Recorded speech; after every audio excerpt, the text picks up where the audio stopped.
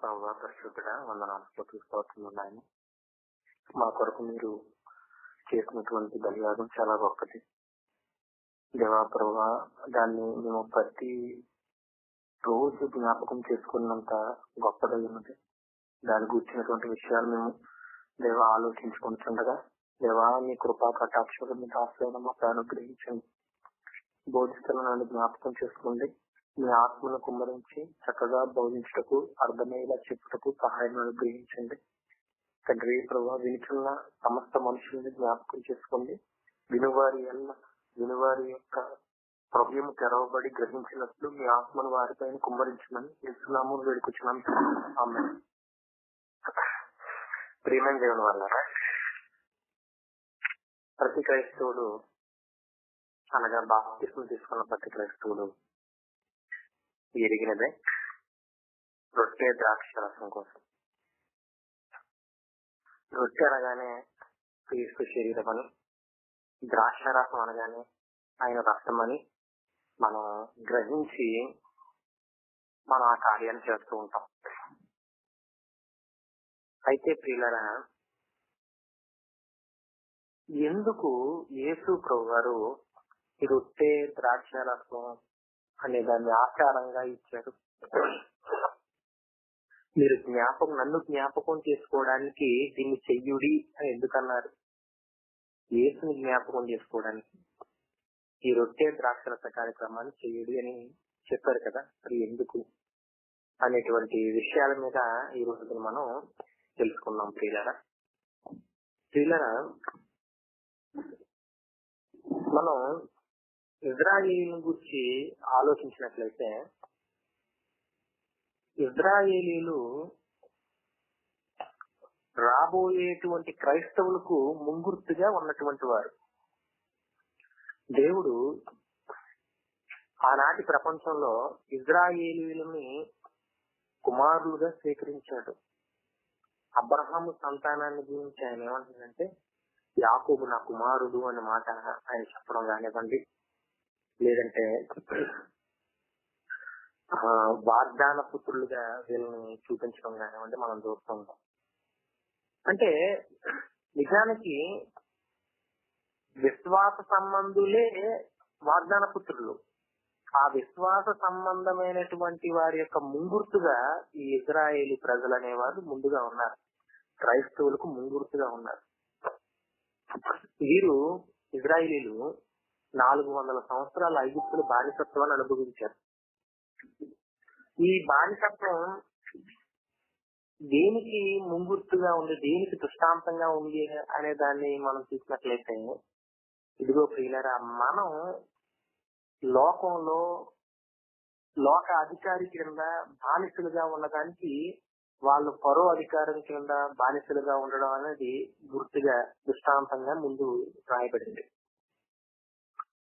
ప్రియులారా, ఇలాంటి ఐగుప్తు బానిసత్వంలో నుండి వారిని దేవుడు తన మహత్కార్యాల చేత, సూచక్రియల చేత, తన బాహుబలం చేత వారిని విడిపించి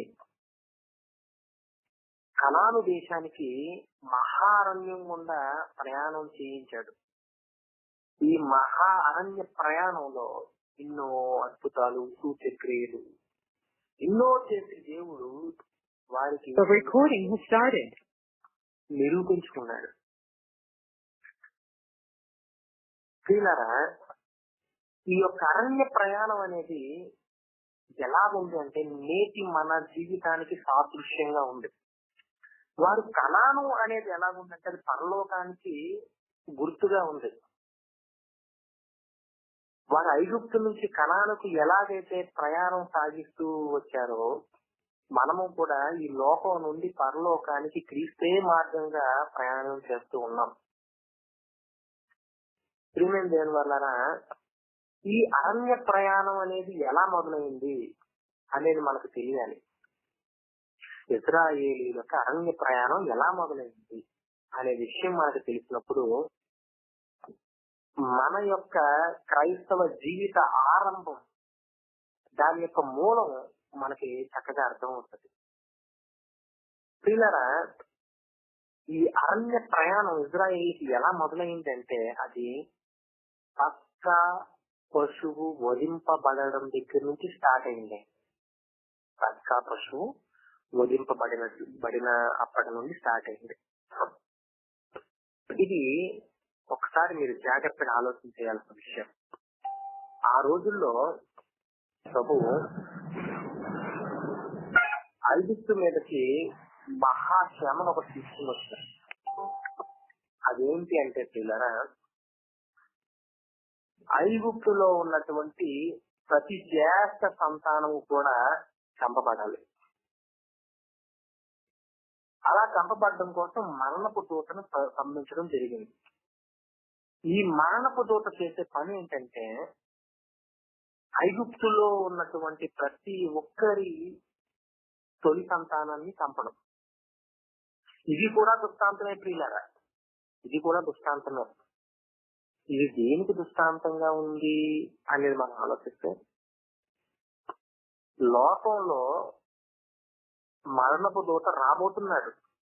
ఆ మరణపు దూత వచ్చి ఈ జాత సంతానాన్ని కాదు అందరినీ నశింపజేస్తాడు. దానికి ముంగుడుగా ఐగుప్తులో ఉన్నటువంటి ఆ ప్రజల మీదకి జాత సంతానాన్ని హతమార్చడానికి ఒక మరణపు దూత వచ్చాడు. ఈ మరణపు దూత వచ్చినప్పుడు మరి ఆ మరణం నుండి తప్పించుకోవడం ఎలా? మరణం నుండి తప్పించుకోవడానికి ఒక బలి అనేది అక్కడ జరిగింది, ఒక వధ అనేది అక్కడ జరిగింది. దాన్నే పస్కా అని అంటూ ఉంటారు ఇజ్రాయేలీ. ఆ పస్కా ఏంటి అనేది మనం చూసినట్లయితే, ఒక గొర్రెపిల్లను తీసుకుంటారు. ఒక చిన్న గొర్రెపిల్లను తీసుకుని దాన్ని వధించి దాని యొక్క రక్తాన్ని గడప కమ్మలకి, 2 నిలువుడి కమ్ములకు, అడ్డ కమ్ముకి రాసినప్పుడు, ఏ గడప కమ్ములకైతే ఈ పస్కా పశువు యొక్క రక్తం ఉంటుందో ఆ గడప కమ్ములో నివసిస్తున్నటువంటి ఫ్యామిలీ కుటుంబం యొక్క జ్యేష్ఠ పుత్రుడు మరణింపబడాడు. ప్రియమైన వాళ్ళరా, ఇది ముంగుర్తే. ఇవన్నీ కూడా ముంగుర్తులే. రాబోయే ఆ మహా లోకనాశనంలో, అంటే యుగాంతంలో ఎవరైతే క్రీస్తు రక్తం కింద లేరో, ఎవరైతే యేసుని విశ్వసించలేదో వారందరూ నాశనం అయిపోతారు. వారందరూ కూడా మరణానికి చదువుపబడిపోతారు అనే విషయాన్ని ఇది చాలా స్పష్టంగా ముందుగా తెలియజేస్తుంది. అయితే మనం ముందుకు వెళ్ళినట్లయితే పిల్లరా, ఈ మరణపు దూత సంచరించినప్పుడు పస్కా పశువు యొక్క రక్తం ఏ గడప కమ్ముల మీద ఉందో వారిని విడిచిపెట్టడం జరిగింది. అలా లేనటువంటి వారందరినీ కూడా హతమవడం జరిగింది. ఈ పస్కా పశువు గురించి మనం ఒక్కసారి ఆలోచించేసినట్లయితే, ఆ పస్కా పశువుని వధించి ఆ కుటుంబానికి సరిపోయేంతగా ఒక చిన్న గొర్రెపిల్లను, లేదంటే 2 కుటుంబాలు, ఆ పక్క కుటుంబానికి వీళ్ళకి సరిపోయేంతగా ఒక గొర్రెపిల్లను తీసుకొని చక్కగా దాన్ని వధించి దాని మాంసాన్ని వాళ్ళు తినాలి. చేదు కూరలతో దాని మాంసాన్ని తినాలి. ఎలా తినాలి అంటే కనుక, ఒకడు ప్రయాణానికి సిద్ధపడిన వాడు ఉంటాడు కదా, అలా తినాలి. చక్కగా శుభ్రంగా ప్రయాణానికి సిద్ధపడిపోయి ఫుల్గా డ్రెస్అప్ అయిపోయి, కాళ్ళకి జోళ్లు తొడుక్కొని, చేతిలో కర్ర పట్టుకొని, ఏదో బస్ టైం అయిపోతుంది, ట్రైన్ టైం అయిపోతుంది అన్నట్టుగా కంగారుగా వేగంగా ఆ పస్కా పశువు యొక్క మాంసాన్ని తిని వాళ్ళు ప్రయాణాన్ని మొదలు పెట్టవలసిన వారిగా ఉన్నారండి. అది మనకి నిర్గమకాండంలో చక్కగా కనబడుతుంది. నిర్గమకాండం 12వ అధ్యాయం చూడండి పిల్లరా. నిర్గమకాండం 12వ అధ్యాయం 11వ వచనంలో, మీరు దానిని తినవలసిన విధమేదనగా మీ నడుము కట్టుకొని, మీ చెప్పులు తొడుగుకొని, మీ కర్రలు చేత పట్టుకొని త్వరపడుతూ దాన్ని తినవలెను. అది యెహోవాకు పస్కా బలి. ఇలారా తర్వాత చూసినట్లయితే 13వ వచనం మీరున్న ఇండ్ల మీద ఆ రక్తము మీకు గుర్తుగా ఉండును. నేను ఆ రక్తమును చూసి మిమ్మును నశింపచేత దాటిపోయేదను. నేను ఐగుప్తు దేశమును పాడు చేయుచుండగా మిమ్ము సంహరించుటకు తెగులు మీ మీదకి రాదు. కాబట్టి ఈ దినము మీకు జ్ఞాపకార్థమైనదగును. మీరు యెహోవాకు పండుగగా దానిని ఆచరింపవలెను. తరతరములకు నిత్యమైన కట్టడగా దానిని ఆచరింపవలెను. 7 దినములు పులియని రొట్టెలు తినవలెను. కరెండి ప్రియులారా, ప్రియమైన దేవుని వాళ్ళరా, ఈ 4 వచనాలు 5 వచనాలు మనం ఆలోచించినప్పుడు మనకు ఒక విషయం అర్థమవుతుంది. ఇజ్రాయేలీల అరణ్య ప్రయాణం ఇక్కడి నుంచి స్టార్ట్ అవుతుంది. ఎప్పుడైతే ఈ పక్క చేశారో, పక్క ఆచరించిన తర్వాత రోజునే ఐగుప్తు సింహాసనం నుంచి ఒక ఆజ్ఞ బయలుదేరుతుంది ఐగుప్తు రాజు దగ్గర నుంచి. ఏంటంటే వెళ్ళిపోమనాలని చెప్పి. ఎప్పుడైతే ఐగుప్తు రాజు యొక్క కుమారుడు చనిపోయాడో, జ్యేష్ఠ కుమారుడు, వెంటనే ఇజ్రాయేలీని పొమ్మని చెప్పాడు. ఆ పొమ్మనగానే అప్పుడు ప్రయాణం మొదలవుతుంది. పక్కా పొట్టి వదతోటి ప్రయాణం మొదలవుతుంది. ఈ పక్కా పశువు బలి అవుతుంది. ఆ పక్కా పశువు యొక్క మాంసాన్ని వారు తిని పులియని రొట్టెలతో తిని ఈ కనానుకు ప్రయాణం అయిపోతారు. ఆ మార్గంలోకి ప్రయాణాన్ని మొదలు పెడతారు ప్రియులారా. అయితే దేవుడు ఏమంటాడంటే, ఇది మీరు తరతరములు చేయండి అంటాడు. ఈ కట్టడమే ఎందుకు తరతరములు చేయమంటాడంటే, ఇది మీకు జ్ఞాపకార్థకంగా ఉండాలి. ఇది మీకు జ్ఞాపకంలో ఉండాలి. మీకు ఎప్పుడు జ్ఞాపకంలో ఉండాలి. మీరు ఇలాగా ఈ పక్కాన్ని వదిలించి దీన్ని తింటున్నప్పుడు మీ పిల్లలు అడుగుతారు, నాన్న ఏంటి, అమ్మ ఏంటిది అని అడుగుతారు. అడుగుతున్నప్పుడు మీరు వాళ్ళకి ప్రకటించాలి, వాళ్ళకి చెప్పాలి. వాళ్ళకి చెప్పాలి, నాయన మన పితరులు 400 సంవత్సరాలు ఐగుప్తు బానిసత్వంలో ఉన్నప్పుడు దేవుడు తన బాహు చాచి మనల్ని అద్భుతంగా ఐగుప్తులో నుండి కనానుకు తీసుకుని వచ్చాడండి. అరణ్య ప్రయాణంలో మొదలైంది ఈ యొక్క పశ్చాత్తాపం అనే విషయాన్ని వాళ్ళకి చెప్పాలి అని ఇక్కడ దేవుడు చెప్పడం జరుగుతుందండి ఈ అధ్యాయంలో. ప్రియమైన దేవుని వల్ల ఇది పస్కా యొక్క సంక్షిప్తంగా క్లుప్తమైనటువంటి వివరణ. ఇలాగా వాళ్ళు ఏంటంటే ప్రతి సంవత్సరం కూడా పూర్వం అప్పుడు జరిగినటువంటి ఆ మోషే గారు వాళ్ళు ఐగుప్తు నుంచి ప్రయాణమైపోయినటువంటి ఆ దినాన్ని జ్ఞాపకం చేసుకుంటూ ప్రతి సంవత్సరం చేసేవారండి. పస్కా ప్రతి సంవత్సరం చేసేవారు. ప్రతి సంవత్సరం జ్ఞాపకం చేసుకునేవారు.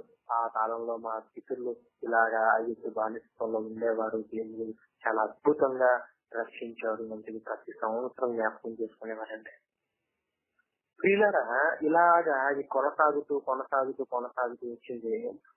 ఒకనొక కాలం వచ్చినప్పుడు, అనగా యేసుక్రీస్తు ప్రభు గారి కాలం వచ్చేటప్పటికి ఇదే పస్కా రోజున యేసు ప్రభు గారు ఒక మాట చెప్పారు. ఇదే పస్కా రోజున సాధారణంగా పస్కా పశువును ఆరాధించాలి.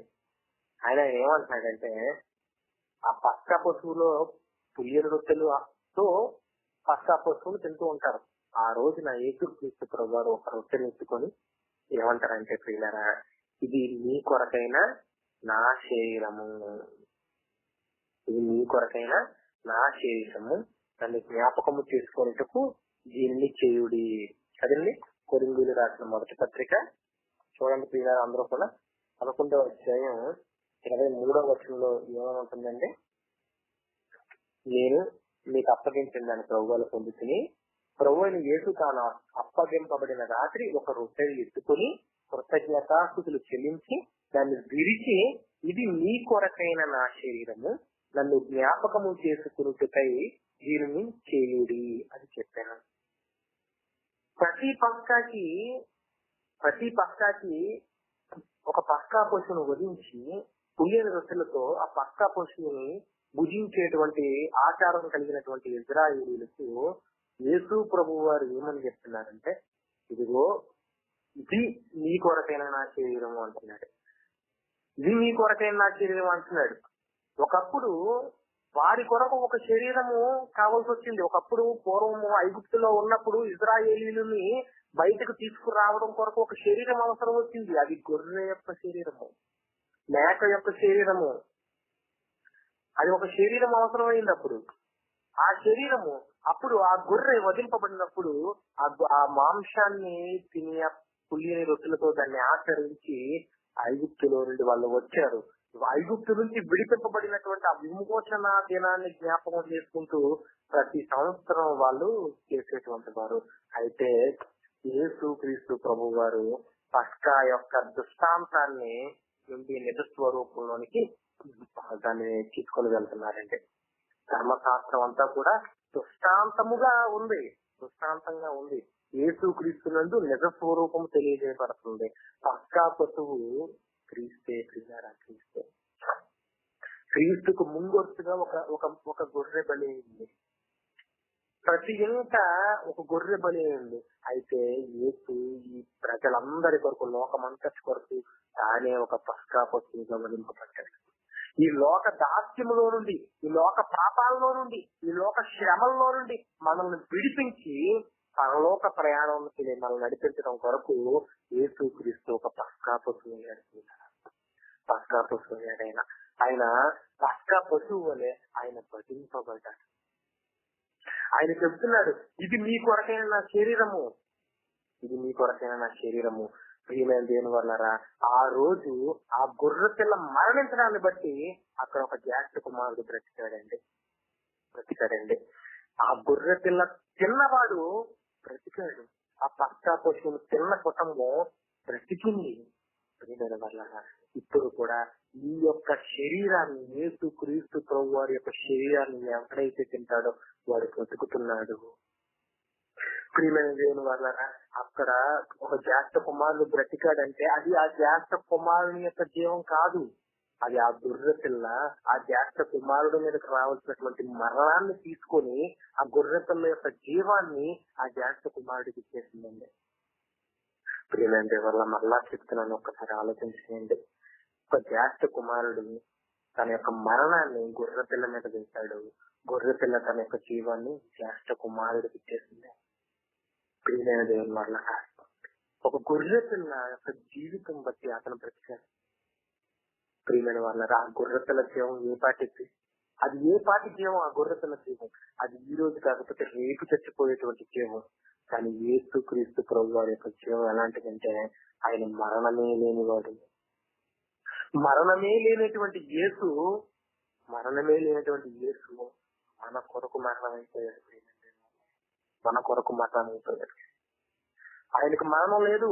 ఆయన దేవుడు, సర్వాధికారైన దేవుడు ఏంటి?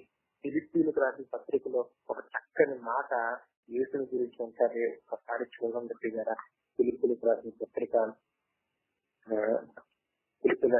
2వ అధ్యాయం 6వ వచనం.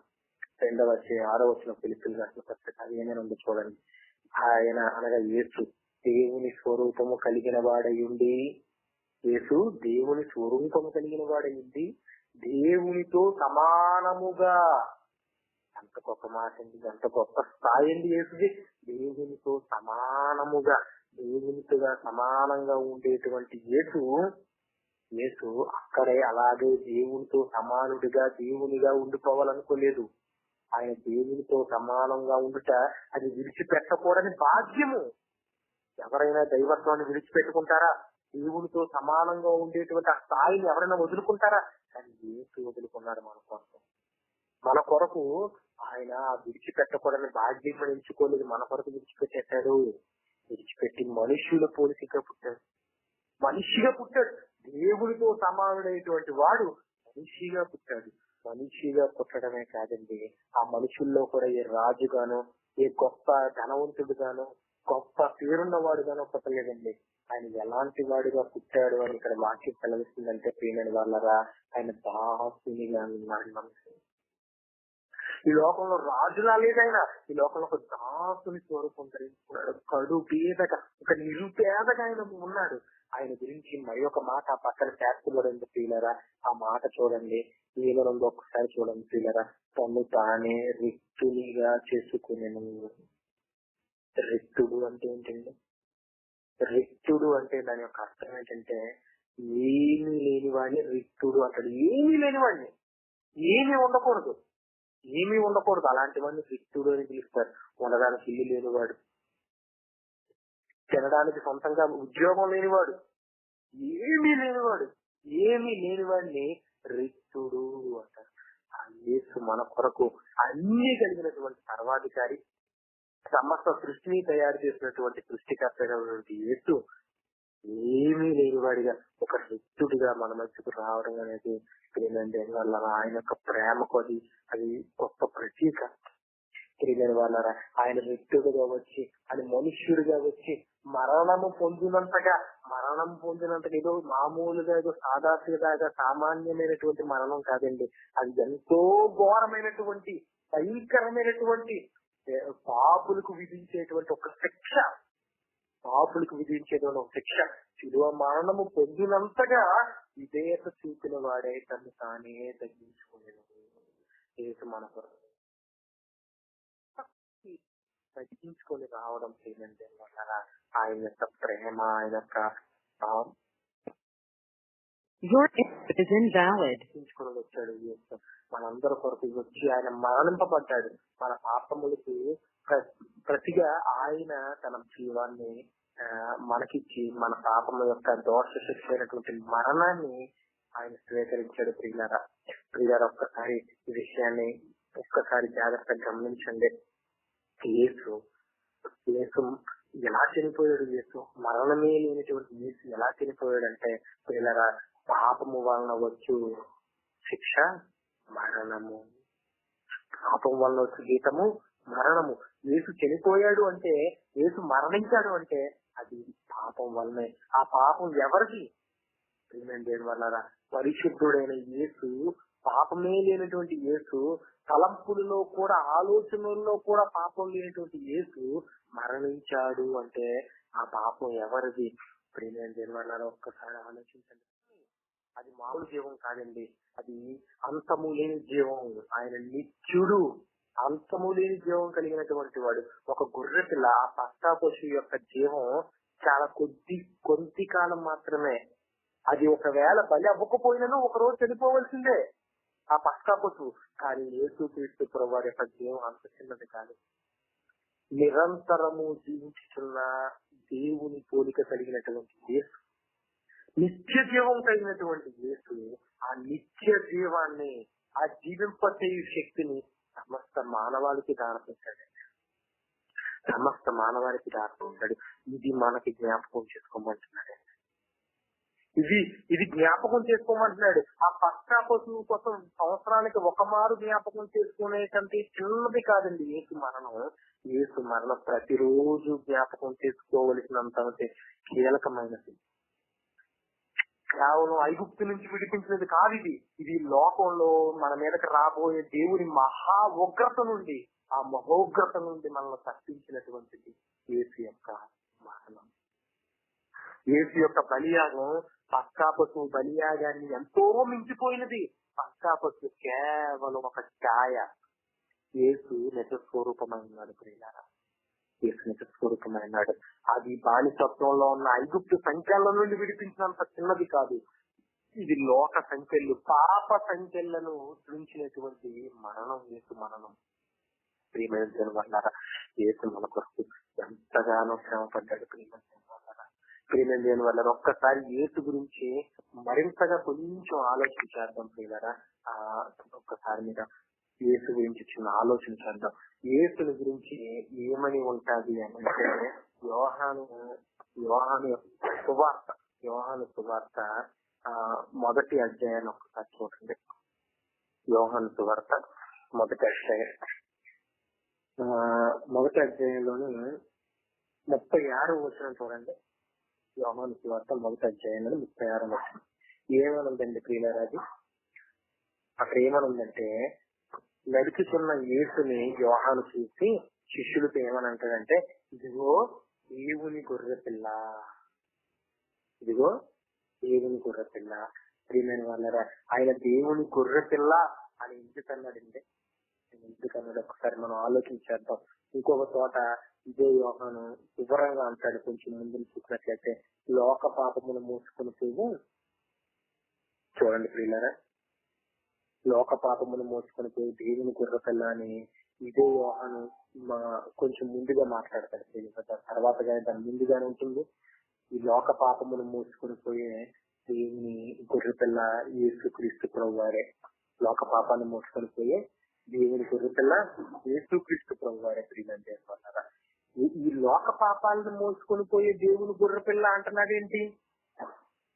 ఒకసారి దీనికోసం ఆలోచన చేయండి. లోక పాపాలను మోసుకొని పోయే దేవుని గొర్రెపిల్ల అని యోహాను అనడంలో ఉద్దేశం ఏమంటారు? ఒకసారి మీరు ఆలోచన చేయండి. ప్రియులారా, ఒకసారి మనం ఆలోచన చేసినట్లయితే సంఖ్యాకాండంలో ఒక విషయం ఉంటుంది. సంఖ్యాకాండం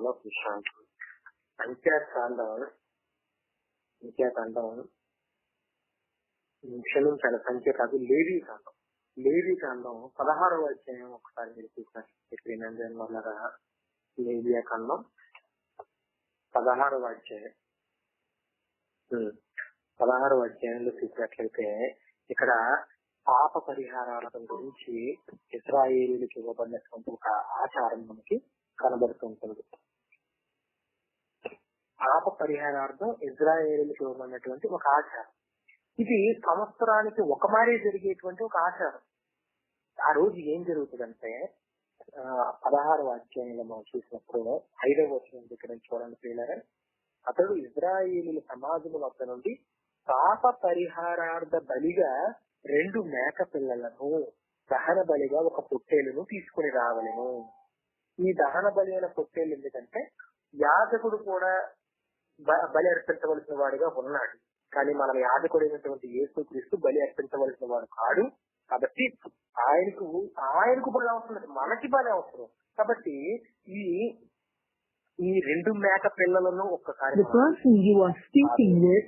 అహరోను తన కొరకు పాప పరిహార బలిగా ఒక తోడును అర్పించుకోవాలి. ఆ తర్వాత 15వ వచనం నుంచి చూడండి.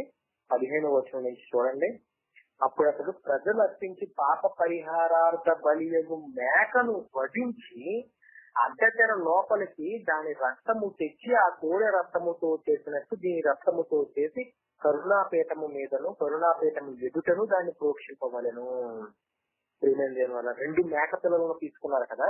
ఆ 2 మేక పిల్లలను తీసుకున్న తర్వాత ఆ 2 మేక పిల్లల్ని మీరు 5 నుంచి 10 వచనాలు చదివితే కనుక మీకు ఒక విషయం అక్కడ కనబడుతుంది. ఆ 2 మేక పిల్లలను ప్రత్యక్షపు గుడారం దగ్గరికి తీసుకుని వస్తారు. ప్రత్యక్ష గుడారం దగ్గర తీసుకుని వచ్చిన తర్వాత ఆ 2 మేక పిల్లలకి చీట్లు వేస్తారు. ఒక చీట్లో యెహోవా అనే పేరుతోటి, ఇంకొక చీట్లో విడిచిపెట్టే మేక అనే పేరుతోటి రాసి, యెహోవా మేక, విడిచిపెట్టే మేక అని 2 చీట్లలో రాసి ఆ 2 చీటుల్ని ఆ 2 మేకల మీద వేస్తారనమాట. ఏ మేక మీద యెహోవా పేరుటి చీటు వస్తుందో ఆ మేకను ఏం చేస్తారంటే పాప పరిహారార్థ బలిగా అర్పిస్తారండి. ఏ మేక మీద అయితే విడిచిపెట్టుట అనే చీటి పడతాదో దాన్ని ఏం చేస్తారంటే ఇశ్రాయేలీయులకు ప్రాయశ్చిత్తం కలగాలని అరణ్యములో విడిచిపెట్టుటకే యెహోవా సన్నిధిని దాన్ని ఉంచుతారండి. అక్కడ అలా ఉంచిన తర్వాత మొదటగా యెహోవా పేరిట చీటు వచ్చిన మేక ఉంది కదా, ఈ యెహోవా అనే పేరుతో ఉన్నటువంటి ఆ మేకను తీసుకుని పాప పరిహారార్థం పోషించడం జరుగుతుందండి, పోషించబడుతుంది. తర్వాత రెండవదిగా ఏమేం దేని వల్ల 20వ వచనం నుంచి చూడండి. లేవియా కాండం 16 వచ్చి 20వ వచనం నుంచి చూడండి. ఏమనుందండి అక్కడ? ఆ సజీవమైన మేకను దగ్గరకు తీసుకుని రావాలను.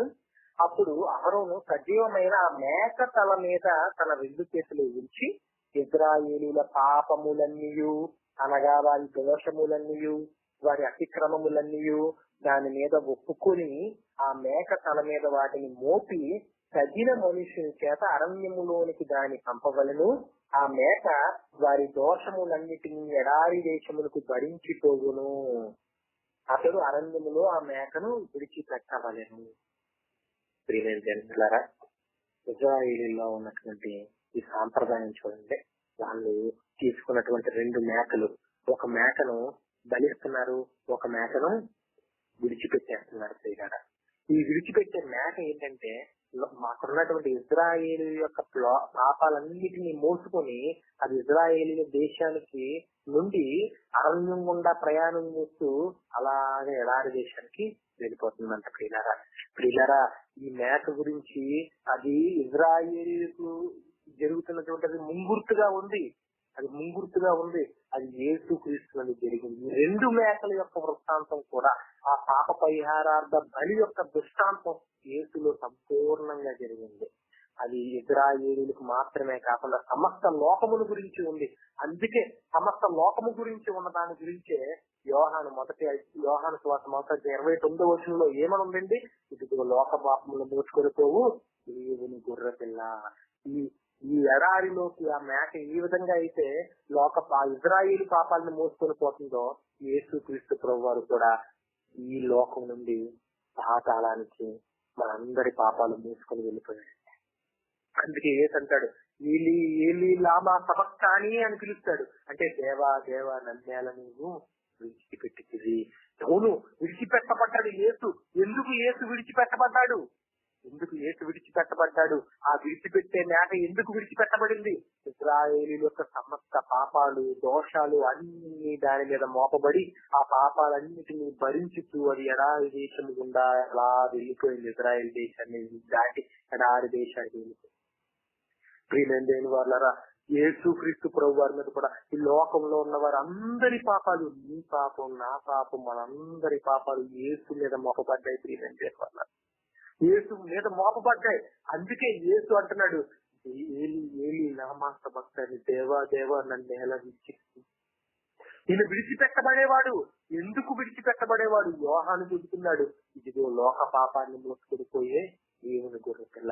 ఇజ్రాయేలు పాపాలను మోసుకొని పోయే ఆ మేక ఇజ్రాయేలు దేశాన్ని దాటి ఆ దేశం అవతల ఉన్న అరణ్యాన్ని దాటి వెళ్ళిపోతుంది. కానీ ఈ లోక పాపాలను మోసుకుని వెళ్ళేవాడు ఈ లోకాన్ని దాటి వెళ్ళాలి. అందుకు యేసుక్రీస్తు ప్రభువు ఈ లోకాన్ని విడిచి పాతాళానికి వెళ్ళిపోయాడు. పరదేశుకు పోయాడు. ఈ లోకాన్ని దాటి పరదేశుకు పోయాడు. ఇది ఎలా పోయేది? మన పాపాలన్నీ మోసుకొని పోయాడు. మన పాపాన్ని మోసుకొని పోయినటువంటి గొప్ప మహానుభావుడు, మన పాపముల నిమిత్తం మరణించినటువంటి వాడు. ప్రేమ దేని వల్ల రాయి దేవునితో సమానుడు. దేవునితో సమానంగా ఉండే ఆ గొప్ప భాగ్యాన్ని విడిచిపెట్టలేదు. దేవునితో సమానంగా ఉండేటువంటి ఆ గొప్ప భాగ్యాన్ని విడిచిపెట్టకూడదని అనుకోలేదు. ఆయన విడిచిపెట్టేశాడు. ఆ దేవునితో సమానత్వాన్ని విడిచిపెట్టేసి యేసు మనందరి కొరకు తన ప్రాణాన్ని పెట్టడానికి సిద్ధపడి వచ్చేసాడు. మనందరి కొరకు తన ప్రాణాన్ని పెట్టాడు. మనందరి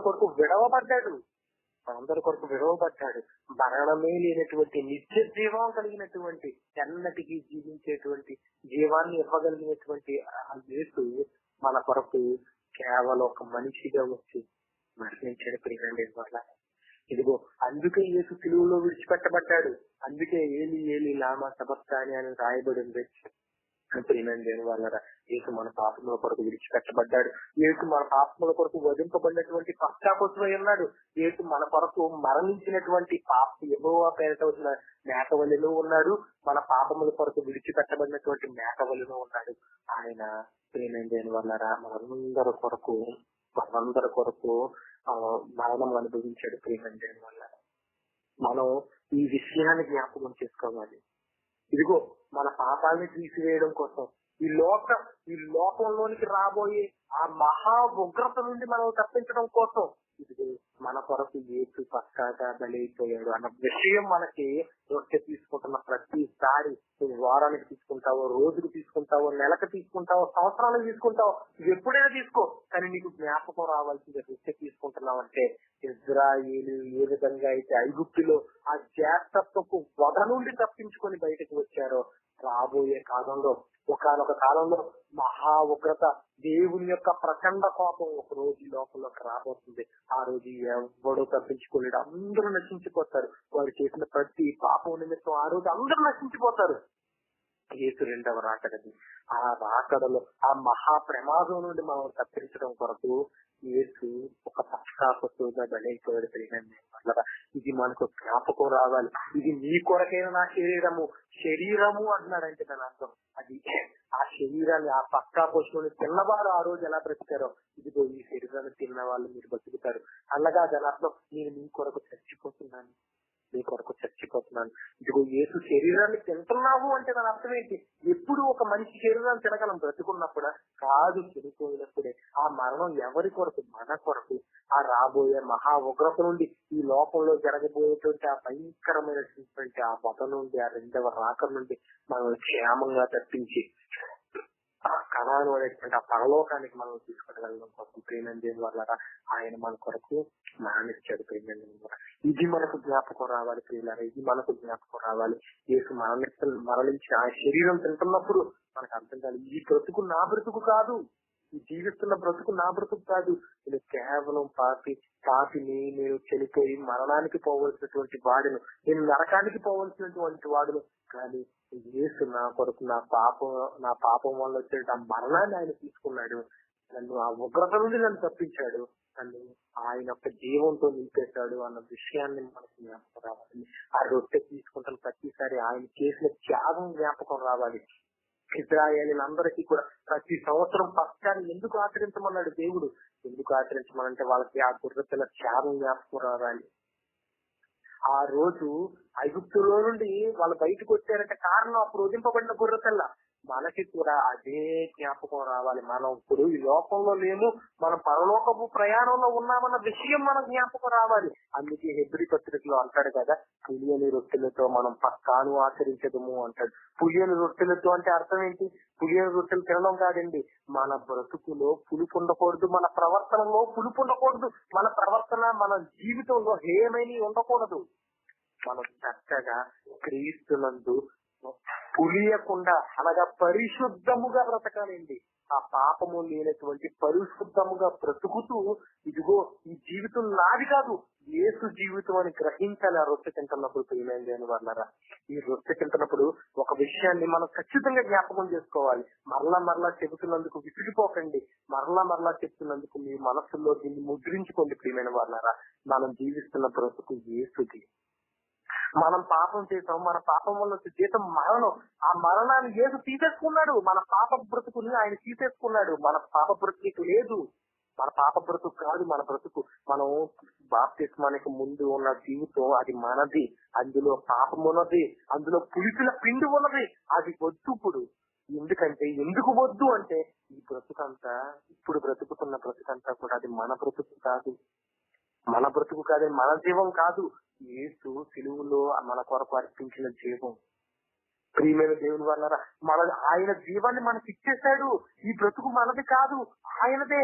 మన మరణాన్ని ఆయన తీసేసుకున్నాడు. ప్రియులారా, మన బ్రతుకు వల్ల వచ్చే ఆ మరణాన్ని ఆయన తీసుకొని మరణించేశాడు. ఆయన యొక్క పరిశుద్ధ బ్రతుకుకి ఎప్పుడు ఉండేది ఆ నిత్య జీవమే. ఆ నిత్య జీవాన్ని మనకి ఇచ్చేశాడండి. ఇప్పుడు మన బ్రతుకులో ఉన్న నిత్య జీవం, మన బ్రతుకులో ఉన్న బ్రతుకంతా కూడా యేసు ఇచ్చినటువంటి ఆ భిక్ష. ప్రియమైన వాళ్ళరా, ఇది యేసు యొక్క భిక్ష, యేసు యొక్క బ్రతుకు. కాబట్టి ఇందులో పులిసిన పిండి ఉండకూడదు, పులిసిన పిండితో పస్కాను ఆచరించకూడదు. అలా ఆచరించడం పాపం. అట్టి వాడు నరకానికి పోతాడు. ప్రియమైన వాళ్ళరా, ఇది చాలా ప్రమాదకరమైన విషయం. నువ్వు రొట్టెలు తీసుకుంటున్నావంటే నువ్వు గ్రహించుకోవాల్సిన విషయం ఏంటంటే, అరే నేను బ్రతుకుతున్న బ్రతుకు నాది కాదు, ఇదిగో ఈ శరీరం ఎవరిదో ఆయనది. ఈ బ్రతుకు యేసుది. యేసు బ్రతుకు నేను బ్రతుకుతున్నాను. కాబట్టి యేసు పరిశుద్ధంగా బ్రతికాడు కాబట్టి నేను పరిశుద్ధంగా బ్రతకవలసిన బద్ధుడనై ఉన్నాను. ఎందుకంటే ఇది నా సొంత జీవితం కాదు, ఇది నా సొంత జీవితం కాదు.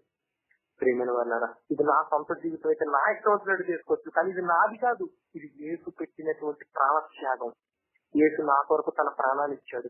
నా మరణాన్ని యేసు తీసేసుకున్నాడు. నేను ఇక మరణం అవ్వను. నేను నిద్రించి తిరిగి యేసు వచ్చినప్పుడు నిగుస్తాను. నేను మరణం అవ్వను. నన్ను ఆ రాబోయే ఉగ్రత దినం నుంచి యేసు తప్పించేశాడు. పరలోకానికి నన్ను తీసుకొని పోతాడు. ఈ యొక్క విషయాన్ని మనం జ్ఞాపకం చేసుకుంటూ తినాలి. ప్రియమైన వాళ్ళారా, మనం రొట్టె తీసుకుంటున్నప్పుడు ఈ జీవితం మనది కాదు, యేసుదే. ఆయన ఈ జీవితాన్ని నేను బ్రతుకుతున్నాను కనుక నేను పరిశుద్ధంగా బ్రతకాలి అన్న విషయాన్ని ప్రతి ప్రతి క్షణం జ్ఞాపకం చేసుకోవాలి. మనం పరిశుద్ధంగానే బ్రతకాలి.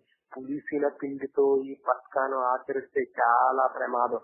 పాపులుగా ఎప్పుడు ఉండకూడదు. ఎందుకు పాపులుగా ఉండకూడదు అంటే, యేసు పాపం చెయ్యడు. యేసు జీవితాన్ని పొందుకున్న నీవు ఎందుకు పాపం చేయాలి? యేసు జీవితాన్ని పొందుకోవడం The person you are speaking with has spoken. చేసినట్లయితే యేసు జీవితాన్ని పొందిన మీరు పాపం చేసినట్లయితే చాలా ప్రమాదం. కనుక నువ్వు ఆలోచించాల్సిన విషయం ఏంటంటే, మన బ్రతుకుతున్న బ్రతుకు ఏసిదని గ్రహించి ఈ విషయం తీసుకోగలుగుతుంది. వినండి అని వాళ్ళారా. ఇంకొక విషయం ఏంటంటే, మరి ఎందుకు ద్రాక్షారసం? రొట్టె అంటే అర్థం ఉంది మనందరికీ కూడా. రొట్టె ఎందుకు?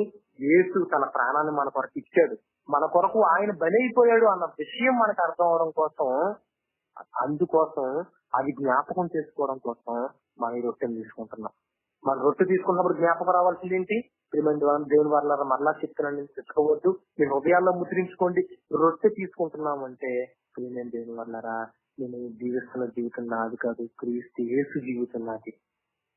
క్రీస్తు యేసు యొక్క జీవితాన్ని నేను జీవిస్తున్నాను. క్రీస్తు యేసు ఏ విధంగా అయితే పరిశుద్ధంగా బ్రతకాడో నేను అట్టనే బ్రతకాలి.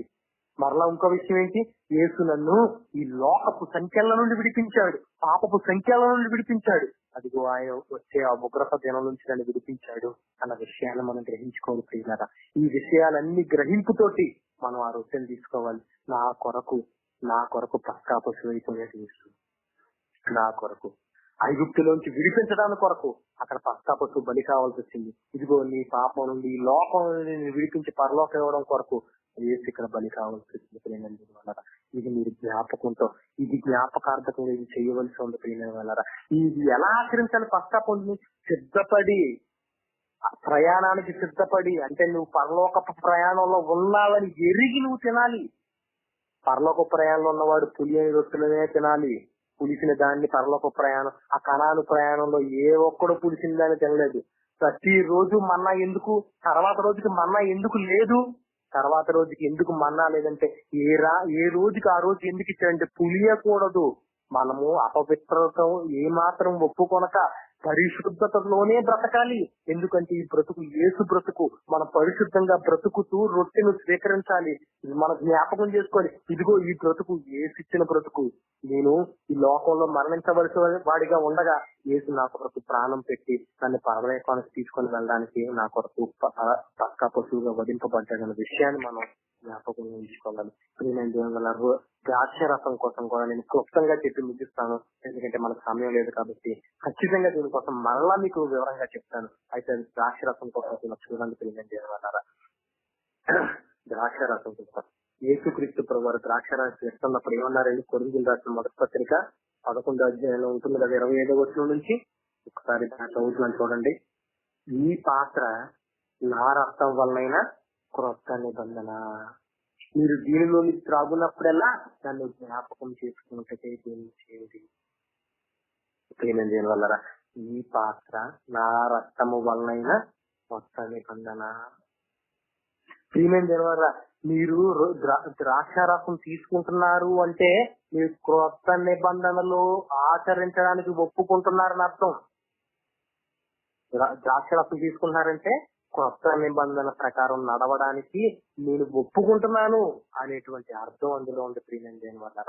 ఒక్కసారి పాత నిబంధన ఎలా జరిగిందో చూస్తే మీకు కొత్త నిబంధన గురించి చాలా స్పష్టంగా అర్థమవుతుంది ప్రియనండి వల్ల. ఒకసారి చూడండి, నిర్గమకాండం 22వ అధ్యాయం. నిర్గమకాండం 22 కూడా కాదు, 24వ అధ్యాయం. నిర్గమకాండంలో 24వ అధ్యాయం 3వ వచనం. ఏంటంటే మోషేకి దేవుడు ఆజ్ఞ ఇచ్చాడు, ఆ ఆజ్ఞని ఇశ్రాయేలీయులతో పంచుకుంటున్నాడు అనమాట మోషే. ఇప్పుడు 3వ వచనం చూడండి. మోషే వచ్చి యెహోవా మాటలన్నిటినీ విధులన్నిటినీ ప్రజలతో వివరించి చెప్పాను. ప్రజలందరూ యెహోవా చెప్పిన మాటలన్నిటి ప్రకారము చేసేదము అని ఏక శబ్దముతో ఉత్తరం ఇచ్చింది. ఓకేనండి ప్రియమంది వల్ల. ఇక్కడ ఏం జరుగుతుందండి? మోషే గారికి 20వ అధ్యాయంలో వస్తే కనుక దేవుడు ఆ కొండ మీద ఆజ్ఞలు ఇస్తాడు. దేవుడు ఏదైతే ఆజ్ఞలన్నీ ఇచ్చారో ఆ ఆజ్ఞలన్నీ తీసుకుని వచ్చి 24వ అధ్యాయం దగ్గర మోషే ఇజ్రాయేల్ అందరితో చెప్తారు. ఎప్పుడైతే ఇజ్రాయేల్ అందరికీ ఆ ఆజ్ఞల గురించి ఆ విధులన్నిటి గురించి ఎప్పుడైతే మోషే చెప్పాడో వాళ్ళు ఏమంటారు తెలుసా, యెహోవా చెప్పిన మాటలన్నిటి ప్రకారం మేము చేస్తాం అని చెప్పి అందరూ ఒక్కటిగా మూకుమ్మడిగా మేము చేస్తాం, మేము అలాగే బ్రతుకుతాం, ఆజ్ఞ చొప్పున బ్రతుకుతాం అని చెప్పి అంటారు. అలా అన్న తర్వాత మోషే ఏం చేస్తారు తెలుసా అండి, 5వ వచనం చూస్తే ఇజ్రాయేల్ యవనస్తులను పంపి దహన బలులు అర్పిస్తారు వాళ్ళు. అలా అర్పించిన తర్వాత అప్పుడు మోషే ఏం చేస్తారంటే ఆ దహన బలి పశువు యొక్క ఆ రక్తం ఉంటది కదా, ఆ రక్తాన్ని సగాన్ని తీసుకొని పళ్ళుల్లో పోస్తాడు. సగాన్ని తీసుకొని పళ్ళుల్లో పోసుకుంటాడు. పళ్ళుల్లో పోసుకొని మిగిలిన సగాన్ని ఏం చేస్తాడంటే బలిపీఠం కింద ప్రోక్షిస్తాడు. సగం బలిపీఠం దగ్గర ఒక సగం పళ్ళుల్లో తెచ్చుకుంటాడు. పళ్ళుల్లో తెచ్చి అక్కడ ఏమంటాడంటే 7వ వచనం జాగ్రత్తగా చూడండి పిల్లలు. 7వ వచనం, అతడు నిబంధన గ్రంథమును తీసుకుని ప్రజలకు వినిపింపగా, ఆ పాత నిబంధన ఉంది కదా దాన్ని ప్రజలందరికీ వినిపిస్తాడు. వారు ఏమంటారు తెలుసా, యెహోవా చెప్పినవన్నీ చేయుచు విధేయులమై ఉందుమనిరి, యెహోవా చెప్పినవన్నీ చేయుచు విధేయులమై ఉందుము అన్నారన్నమాట. అలా అన్న తర్వాత మోషే ఏమంటాడు, ఆ రక్తాన్ని తీసుకుని ప్రజల మీద ప్రోక్షించి, ఇదిగో ఈ సంగతులన్నిటి విషయమై యెహోవా మీతో చేసిన నిబంధన రక్తము ఇదే అని చెప్పాను. ప్రియమైన వాళ్ళు ఇక్కడ చూస్తారు కదా, పాత నిబంధన కూడా రక్తము లేకుండా జరగలేదు అని పౌలు చెప్పిన మాట మనం అందరికీ తెలిసిందే కదా. కొత్త నిబంధన కూడా రక్తముతోనే జరిగింది అని చెప్పిన మాట కూడా మనకు తెలుసు. పాత నిబంధన కోడె యొక్క రక్తంతో జరిగింది. అలా వర్తింపబడినటువంటి ఆ కోడె యొక్క రక్తాన్ని తీసుకునే సగం బలిపీఠం దగ్గర సగం మనుషుల మీద ప్రోక్షించడం జరిగింది. అలా ప్రోక్షించబడిన వారు అందరూ కూడా ఏమని ఒప్పుకున్నారు, మేము ఆయన యొక్క నిబంధన ఆజ్ఞల చుట్టూ నడుచుకుంటాము అని ఒప్పుకున్నప్పుడు ఆ ఒప్పుకున్న దానికి చిహ్నంగా ఆ రక్తాన్ని వారి మీద ప్రోక్షించడం జరిగింది. దేవుని వారా, ఈ కొత్త నిబంధన కూడా రక్తం లేకుండా జరగలేదు. కొత్త నిబంధన కూడా రక్తంతోనే జరిగింది. అది కోడెల యొక్క రక్తం కాదు, ఈ రోజు బతికి రేపు చచ్చిపోయేటువంటి ఆ కోడి యొక్క రక్తంతో కాదు, నిత్య జీవం కలిగినటువంటి యేసు యొక్క రక్తముతో నూతన నిబంధన జరిగింది. ఈ నూతన నిబంధన యేసు క్రీస్తు ప్రభువు ఏవైతే ఆజ్ఞలు ఇచ్చారో ఆ ఆజ్ఞలన్నిటినీ అనుసరించి బ్రతుకుతాను అని నువ్వు ఒప్పుకుంటున్నట్టు, ద్రాక్షరసం తీసుకుంటున్నావంటే, రొట్టె ద్రాక్షరసం తీసేసుకుంటున్నావంటే, రొట్టె తీసుకుంటున్నావంటే ఈ బ్రతుకు నాది కాదు, యేసు క్రీస్తు ప్రభువు ఇచ్చినటువంటి భిక్ష నా కొరకు, నేను మరణించవలసిన నా మరణాన్ని ఆయన తీసుకొని ఆయన జీవాన్ని నాకు ఇచ్చేశాడు, ఈ బ్రతుకంతా యేసుదే అని చెప్పి నువ్వు ఒప్పుకుంటున్నట్టు, ద్రాక్షారసం తీసుకుంటున్నావు అంటే అర్థం ఏంటంటే నేను ఆయన యొక్క క్రొత్త నిబంధన అంటే ప్రియమైన దేవుని వల్ల మరలా అవకాశం వచ్చినప్పుడు నిబంధన అనే మాటకు మీరు క్లియర్ గా ఎక్స్ప్లెనేషన్ ఇవ్వడానికి నేను ట్రై చేస్తాను. క్లియరా, నిబంధన అంటే ఇప్పుడు ఒక మాట అని చెప్పనుకోండి, నిబంధన అంటే ఆజ్ఞలు కలిగినటువంటిది. ఆజ్ఞలు కలిగినటువంటిది నిబంధన అంటే అందులో ఆజ్ఞలు ఉంటాయి. నిబంధన అంటేనే ఆజ్ఞలు ఉంటాయి, ఒడంబడిక అంటేనే ఆజ్ఞలు ఉంటాయి. చూడండి పిల్లలు, ట్రాఫిక్ నిబంధనలు అని ఉంటాయి. మన రోడ్డు మీద వెళ్తున్నప్పుడు ట్రాఫిక్ నిబంధనలు ఏంటి? ఆ నిబంధనలు ఎడం వైపే వెళ్ళాలి, హెల్మెట్ పట్టుకొని బండి నడపాలి, కారు నడుపుతున్నప్పుడు సీట్ బెల్ట్ ఎత్తుకోవాలి, ఫోన్ మాట్లాడుతూ వాహనాలు నడపకూడదు, త్రాగి వాహనాలు నడపకూడదు, ఇలాంటి నిబంధనలు ఉంటాయి. ఒకవేళ ఆ ఆజ్ఞను అతిక్రమిస్తే ఏం జరుగుతుంది? ఫైన్ వేయబడుతుంది కదా. ఆజ్ఞను అతిక్రమిస్తే శిక్ష విధింపబడుతుంది. ఇప్పుడు హెల్మెట్ లేకుండా బండి ప్రయాణం చేస్తాం అనుకోండి, 1000 రూపాయలు ఫైన్ అంటారు. రోడ్డుకి ఎడం పక్క కాకుండా కుడి పక్కన నడిచాం అనుకోండి, దానికో ఫైన్ అంటారు. సీట్ బెల్ట్ పెట్టుకోకుండా కార్ డ్రైవ్ చేశారనుకోండి, దానికో ఫైన్. త్రాగి బండి నడిపారు అనుకోండి, దానికి లైసెన్స్ కట్ చేయడం ఏదో ఉంటది. అదే విధంగా ప్రీమియం చేయడం వల్ల ఈ క్రొత్త నిబంధన అంటే ఇందులో ఆజ్ఞలు ఉన్నాయి. యేసుక్రీస్తు ప్రభువు ఇచ్చిన ఆజ్ఞలు ఉన్నాయి. మోహపు చూపుతో చూడకూడదు, అవునంటే అవును, కాదంటే కాదు, మత్సర పడకూడదు, నీ శత్రువుకి ఇవ్వాలి, నీ మిత్రుడికి కూడా ఒకలాగే చూడాలి. ప్రేమేం వల్ల చాలా ఆజ్ఞలు వేసి ఇచ్చాడండి, చాలా ఆజ్ఞలు వేసి ఉన్నాయి. ఆ ఆజ్ఞల గురించి కూడా, ఆ కృప నిబంధన ఆజ్ఞల గురించి కూడా దేవుడు దయ తెలిస్తే రాబోయే కాలంలో ఆయన కృప చూపితే మనం తెలుసుకుందాం. ప్రేమేం చేయడం వల్ల అయితే ఇప్పుడు ఆ ఆజ్ఞలన్నిటికీ నేను చేస్తున్నానని ఒప్పుకుంటున్నట్టు ఇజ్రాయేల్ ప్రజలు అన్నారు కదా, యెహోవా మాటలన్నిటిని విధులన్నిటి చొప్పున మేము చేస్తాము అన్నారు కదా, అదే కూడా మనం ఒప్పుకుంటున్నట్టు ప్రియులారా, ఒప్పుకుంటున్నట్టు ఈ రక్తాన్ని మనం తీసుకుంటున్నామంటే ప్రభువా నువ్వు ఇచ్చిన ఆజ్ఞల చొప్పున నేను బ్రతుకుతాను అని. ఒకవేళ గనక ఆయన ఆజ్ఞల చొప్పున గనక బ్రతకలేదనుకోండి, ఏం చేస్తారో తెలుసా? రాళ్లతో కుట్టి చంపేస్తారు, వెలుపులో తీసుకుని వెళ్ళి. దాని అర్థం ఏంటో తెలుసా? యేసు యొక్క ఆజ్ఞల చొప్పున మనం బ్రతకపోతే యేసు ఆయన మనల్ని ఆ రాబోయే రోజుల్లో నరకానికి బంధించేస్తాడు. ప్రియమైన దేవుని వల్లరా, నువ్వు రొట్టెని తీసుకుంటున్నావంటే నువ్వు జ్ఞాపకం చేసుకోవాల్సిన విషయం, ఇది నా బ్రతుకు కాదు, నా మరణాన్ని ప్రభువు తీసుకున్నాడు, ఆయన జీవాన్ని నాకు ఇచ్చేశాడు అన్న విషయాన్ని జ్ఞాపకం చేసుకోవాలి. ఈ పాపం నుంచి నన్ను విడిపించాడు, ఈ పరిశుద్ధ బ్రతుకు నా పాపాన్ని ఆయన పాపానికి శిక్ష అనుభవించాడు అనే విషయాన్ని మనం అర్థం చేసుకోవాలి. వల్లరా, ద్రాక్ష రసం తీసుకుంటున్నావంటే యేసు నీ ఆజ్ఞల చొప్పున నేను బ్రతుకుతాను అని ఒక నిబంధన ఇద్దరి మధ్యన ఒడంబడిక అది జరిగిందన్న విషయాన్ని జ్ఞాపకం చేసుకోండి. ప్రియమైన దేవుని వల్లరా, మనం రేపొద్దున్న ఆదివారం కొంతమంది నెలకొకసారి తీసుకుంటారు, కొంతమంది వారం తీసుకుంటారు.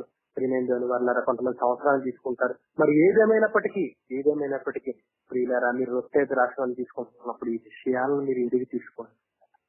యేసుని జ్ఞాపకం చేసుకోవడానికి తీసుకోవాలి. ఇదిగో నేను ఈ ద్రాక్షరసం తీసుకుంటున్నాను అంటే దాని అర్థం ఏంటంటే, ఇదిగో నేను ఆయన ఆజ్ఞలు ఇంకా తప్పకుండా పాటిస్తానని ఒప్పుకుంటున్నట్టు అదే మనం పరీక్షించుకోవాలి. మనం పరీక్షించుకోవాలి. నేను నిజంగా అలాగే బ్రతుకుతున్నాను, నా బ్రతికేస్తున్నానా, రొట్టె తీసుకుంటున్నాను కదా, ఏడు బ్రతుకుతున్నానా, నేను యేసులాగా బ్రతుకుతున్నానా, నా బ్రతికే నేను బ్రతికేస్తానన్న విషయాన్ని ఒకసారి జ్ఞాపకం చేసుకోవాలి. నేను ద్రాక్షారసం తీసుకుంటున్నాను కదా, ఇది నా వల్ల నూతన నిబంధన అన్నాడు కదా, మరి ఆ నిబంధన ఆజ్ఞని నేను అనుసరిస్తున్నాను లేదా ఒక్కసారి మనమే విమర్శించుకోవాలని పౌలు అంటున్నాడు కదా. కొరింథీయులకు మొదటి పత్రిక 10 అంటున్నాడు కదా. ప్రియమైన వాళ్ళరా, మనము విమర్శించుకోవాలి. ఒక్కసారి మనం విమర్శించుకోకుండా, మనం ఏమి పట్టించుకోకుండా రొట్టె ద్రాక్షారసం తీసుకుంటే మనం కూడా రోగులమైపోతాం, చనిపోతాం, మనం కూడా ఆ తీర్పులోంచి వెళ్ళిపోతాం. అదే అంటున్నాడండి. ఇది ఏమంటే మనమే విమర్శించుకుని వెళ్ళా తీర్పు పొందకపోవడము ఉపయోగంగా ఉంటుంది. మనం తీర్పులోనికి వెళ్ళకూడదు, మన క్రీస్తు యేసునందు నిలబడాలి అంటే ప్రియమైన దేవుని వల్ల మనం ఆ ఆజ్ఞల చొప్పున బ్రతకాలి. యేసు ఇచ్చిన ఆజ్ఞల చొప్పున బ్రతకాలని ఒప్పుకుంటున్నాం. నువ్వు ద్రాక్షరసం తీసుకోమంటున్నాడంటే ఎందుకు ప్రతిరోజు ఇంటింట ద్రాక్షరసాన్ని ఎందుకు పుచ్చుకున్నారు, ఆ రొట్టె విరసడం ఎందుకు చేశారు అంటే ప్రతిరోజు జ్ఞాపకం చేసుకోవాలి. ఇదిగో ఈ బ్రతుకు నాది కాదు, యేసుదే. ఈ రొట్టె తింటున్నప్పుడల్లా అయ్యో నేను కాదు ఏసే ఆలోచిస్తున్నాడు, నేను కేవలం సిలువలో ఎప్పుడో చనిపోయిన వాడును, నా పాపం వల్ల జీవితం మరణము, నేను బ్రతుకుతున్న బ్రతుకు యేసుది అన్న విషయం మన జ్ఞాపకంలో ఉండాలి. ఇదిగో నేను బ్రతుకుతున్న ఈ బ్రతుకులో యేసుకు నచ్చినట్టు, ఆయన విధి విధానాల్లో ఆయనకి నచ్చినట్టుగా, ఆయన ఆజ్ఞల చొప్పునుగా మనం బ్రతకాలన్న విషయాన్ని ఆ ద్రాక్షరసం తీసుకుంటున్న ప్రతిసారి జ్ఞాపకంలో ఉంచుకోవాలి. ఆయన ఆజ్ఞల చొప్పున మనం చెయ్యాలి. ప్రియమైన వాళ్ళారా, అక్కడ అంటారు కదా, ప్రియమైన వాళ్ళారా 25వ వచనంలో, మీరు దీనిలోనికి త్రాగునప్పుడెల్లా నన్ను జ్ఞాపకం చేసుకుంటే దీన్ని చేయని చెప్పి, మీరు రొట్టెను తిని ఈ పాత్రలో త్రాగునప్పుడెల్లా ప్రభువు వచ్చే వరకు ఆయన మరణమును ప్రచురించుదురు. త్రాగునప్పుడెల్లా ఆయన మరణాన్ని ప్రచురించుతారు.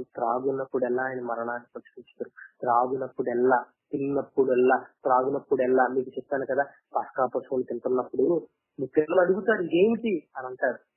మా ఇందాక చూపించినటువంటి నిర్గమ కాండమా 11వ అధ్యాయంలో ఇదేమిటి అంటే మీ పిల్లలు అడిగినప్పుడు వాళ్ళకి చెప్పండి ఇది అని చెప్పి. మీరు త్రాగున్నప్పుడెల్లా అడుగుతారు, మీ పిల్లలు అడుగుతారు, మీ ఇంటి వారు అడుగుతారు, మీ చుట్టుపక్కల వాళ్ళు అడుగుతారు. మీరు ఈ రొట్టె ద్రాక్షరసం త్రాగున్నప్పుడెల్లా అది చూసిన వాళ్ళు అడుగుతారు. అడిగినప్పుడెల్లా మీరు వారికి ప్రకటించాలి. మీరు త్రాగున్నప్పుడెల్లా వాళ్ళు అడుగుతారు, వాళ్ళకి చెప్పాలి. ఇదండి రాబోయే ఉగ్రత దినంలో నుండి యేసును తప్పించాడు. అందుకే ఈ రొట్టె, యేసు యొక్క ఆజ్ఞల చొప్పున నేను బ్రతుకుతాను అని నేను నిర్ణయం తీసుకుంటున్నాను. అందుకే ఈ ద్రాక్షరసం అనే విషయాన్ని చెప్పాలి.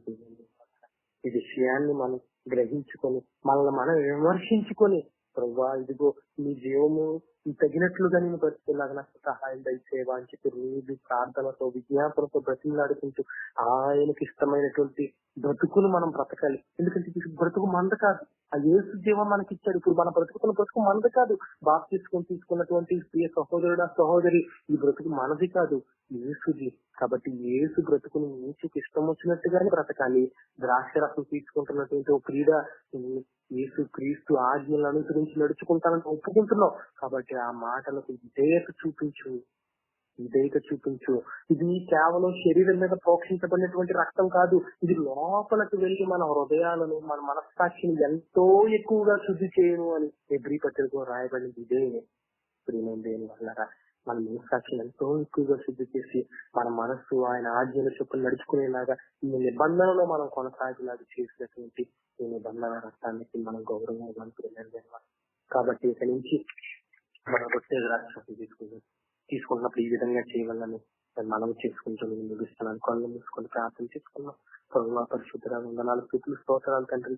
ఈ జీవితం నాది కాదు ప్రభువా, నాది కాదు. మేము ఎప్పుడో సిలువలో మరణించిన వాళ్ళం.